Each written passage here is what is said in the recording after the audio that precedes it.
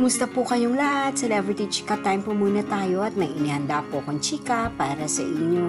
Tara po't magchika na po tayo.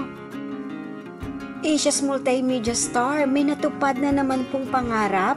Yes mga maka-Celebrity Chika Time, sa Instagram post nga po ni Alden sa kanyang social media, ay kanya pong ipinakita kung ano po itong kanyang dream turns into reality. At yan ang ichichika ko po sa inyo mga maka-Celebrity Chika Time. Bago po tayo dumako riyan ay nais ko po munang batiin mga team bahay, team abroad at mga seniors natin dyan. Shout out po sa inyong lahat at happy Monday po. Sa Instagram updates nga po ni Alden ay may mga ilang larawan po ito na ibinahagi na nakasaad nga po dito na si Alden Richards bilang aktor, si Alden Richards bilang producer at si Alden Richards bilang director. At meron po itong caption na when a dream turns into reality. So ayan na nga po, may panibago na naman pong dream si Alden na natupad o nasa katuparan na naman po niya. Alam naman po natin na kahit ano po ang nais o minimithi ni Alden ay naaabot po niya ang mga ito. At ngayong araw nga po ay may mga lumabas pong larawan at short video clips sa social media na kung saan nga po ay nagdedirect na po si Alden. Yes po, ito po ay ang kauna-unahan niyang pagdidirektor.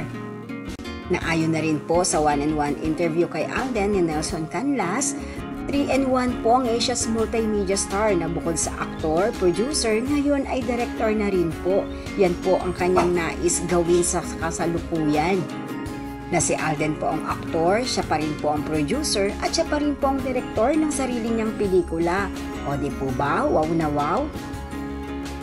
Samantala, pareho pong nominee si Maine at Alden sa Gawad La Salieneta na kung saan nga po ay si Maine nominee bilang Most Outstanding Influencer at si Alden naman ay bilang Most Outstanding Film Actor.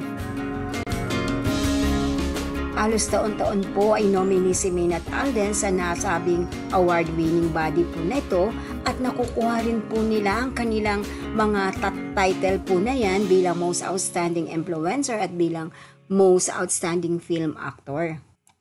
Yan po ang aking chika updates for today. Salamat po sa inyong panonood. Huwag po kalimutang mag-subscribe. Pwede po mag-comment sa ibaba. Basta't wag lamang po harsh o nakakasakit sa isa't isa. Salamat po muli. Spread love, not hate.